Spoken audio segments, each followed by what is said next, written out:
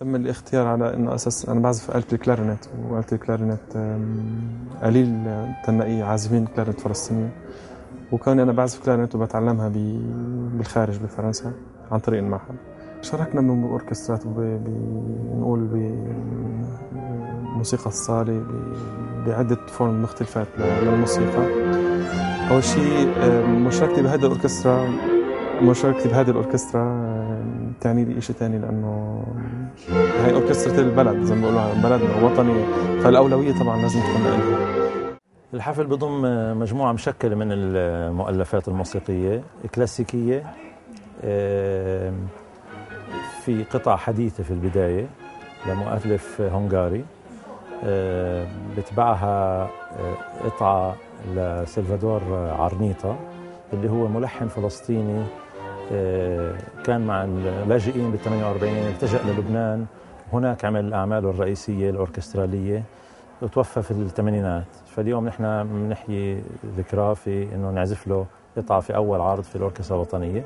القسم الثاني يتبع ذلك معزوفات لموزارت بغناء مريم تماري اللي هي فلسطينية من اليابان، أبوها الفنان فلاديمير تماري فنان تشكيلي. القسم الثاني راح يكون السيمفونية الرابعة لبيتهوفن. مرحبا, my name is Mariam Tamari and I'm a soprano. I'm the soprano soloist for today, for this concert.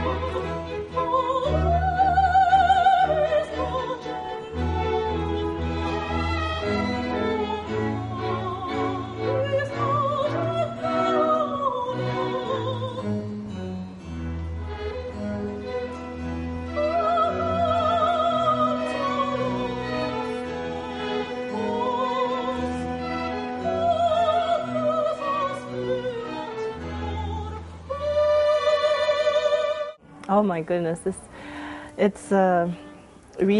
is so special for me because my father is Palestinian and I grew up with Palestinian culture and I have such a deep love for my country, Palestine. And this is the first national orchestra for Palestine. It's such a meaningful occasion, and to be part of this, it's extremely moving and such an honor. I cannot compare. No. احنا بنآمن انه شغلتين بالاساس، اول شيء انه الدولة ما بتنبنى بس بالحجار وبالطرقات وبالعمارات، الدولة بتنبنى بالبناء الانسان، بالثقافة، هذا هو الروح تبع الدولة. هذاك المبنى اليوم بدنا الروح، وهنا نعتقد انه روح هذه الدولة اللي نحن بدنا اياها هي هذا الثقافة، والأوركسترا هي تجسيد يعني عالي للثقافة. السبب الآخر إنه الأوركسترا كل شخص من أعضاء الأوركسترا وراء سنوات طويلة من العمل والجهد الجبار، يعني مش أقل من 10 ل 20 ل 25 سنة كل واحد وراه جهد من التدريب، وهذا الجهد الجماعي اللي بيطلع بهذه النتيجة اليوم اللي بيقدر يعمل هذا الإنجاز معناته قادر يعمل أي شيء آخر. Yes, and I think it's a very positive way to present Palestinians in light of what's happening in the Middle East. You know, when you mention the word Palestine or Palestinian, it many times it has kind of a negative connotation, especially in the United States. People think of the violence and the kind of the negative side of Palestinian culture, and I think it's wonderful to be able to present this kind of effort in the arts, especially to show the world that of course there are other sides to this culture that may not be as obvious now, but hopefully will become what's foremost in the mind. Yeah, you know, music in a way sends a message of peace, because many of the composers we play, Beethoven, Ligeti, etc., they were quite marginalized people, but they wrote their music in a way to travel around the world, you know, and to sort of give a message of, you know, of the human spirit being one. You know?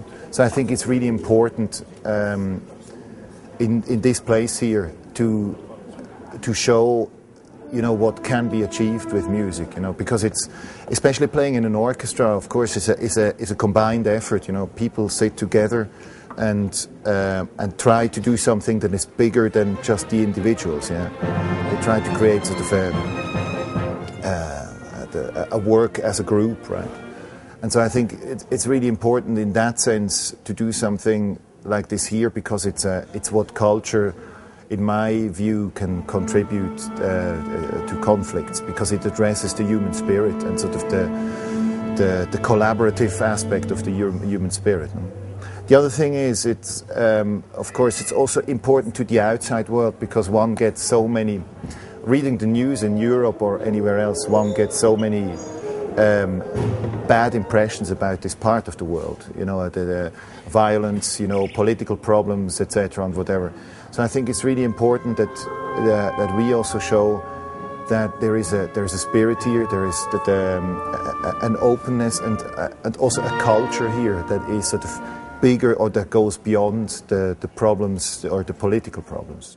بتمنى انه هي ركيزه، انه تكون ركيزه من ركائز الدوله ودعائم الدوله اللي بدها تصير بعدين، واكيد فلسطين موجوده، يعني الكل او ابى، واحنا مهمتنا على انه نثبت على انه للشعب الفلسطيني في له وجود، وبالاخر في حق عوده، وهذا الحكي دليل وجودنا احنا كفلسطينيين شتات بمشاركتنا بهاي الاوركسترا.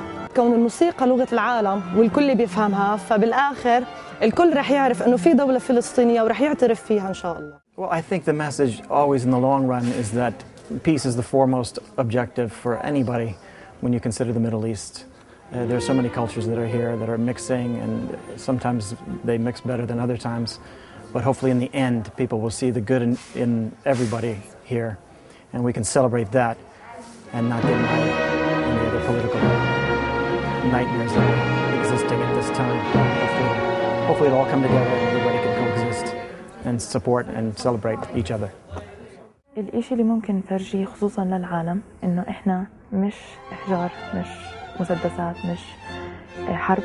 إحنا في عنا ثقافة، في عنا عولمة، في عنا كل هالقصص هاي الموجودة بهالبلد اللي بتعاني بكذا شغلة سياسية كنقول، بس لسه في ثقافة، في من هذا الحكي كلياته. ليه ما نقدر نوجه بقية الناس لهذا الإشي بدل ما نوجهه للإشي السلبي، نوجهه لإشي إيجابي وإشي ممتع وإشي ينبسطوا فيه العالم. Il existe une définition de la musique qui dit que c'est l'art d'accommoder des sons de manière agréable à l'oreille.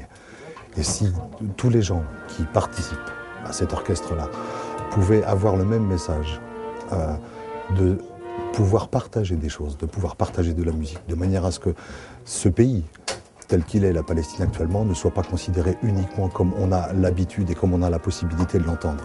C'est pas un pays où il règne beaucoup d'erreurs, il règne beaucoup d'amour, beaucoup d'envie de partager. Et si la musique pouvait permettre, en fin de compte, de pouvoir continuer de faire partager ce qui s'est passé cette semaine avec cet orchestre-là, avec toutes ces nationalités et avec tous ces musiciens, je pense qu'un petit pas aura été fait. Il suffit que tout le monde prenne conscience de ça. Et la musique sortira grandie, la Palestine sortira grandie de ceci. اليوم نشوف أوركسترا تضاهي أوركسترات عالمية كثيرة. هذا الشعب يستحق، مش بس يستحق يكون عنده وطن ودولة وحرية واستقلال. هذه الموسيقى بتشارك فيها مع كل العالم، عم بيعزف موسيقى اللي بيعزفوها كل العالم، فاليوم نحن على نفس المستوى الثقافي. بتمنى للأوركسترا لقدام تكون أكبر أكيد، وأي حدا يعني نحاول نشوف مين كمان في فلسطينيين برا، نقدر نعزمهم أكثر. هلا لقينا ناس بس في احتمال يكون في أكثر ما بيعرفوا عن هذا الموضوع، فنقدر نشوف مين فيه بحوالين الدنيا ونقدر نعزمهم أكثر، وتكون الأوركسترا تكبر وتكبر، ونقدر نعزف ببلدان تانية أكيد مع فلسطين. أتمنى لها طبعا كل النجاح انها تكمل ونعزف باكبر عدد من الدول بالخارج اللي بتمثل فلسطين، تلقى النجاح الكبير طبعا موسيقيا ومحليا كمان وعالميا. بميز مشاركتي بهذه الأوركسترا عن غيرها إنه هون أنا عم بلتقي بالفلسطينية بالحالة الطبيعية مش رح التقي فيهم، وهذا الأوركسترا هي البيت اللي جمعتني معهم وجمعتهم معنا. طبعا دلائل مهمة. الأوركسترا وطنية ب1/1/11 تنطلق من القدس العاصمة الأبدية للشعب الفلسطيني.